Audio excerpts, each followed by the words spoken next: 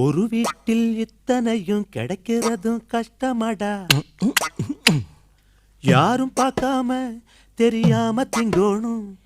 தெரிஞ்சு போச்சுன்னா தலை கவிழ்ந்து நிக்கோணும். கிடைச்சதெல்லாம் எடுத்து வையி, முடிஞ்சதுன்னா மிச்சம் வையி. தூக்கு சட்டிய தூக்கி பார்த்து மோப்பம் பிடிப்போம்.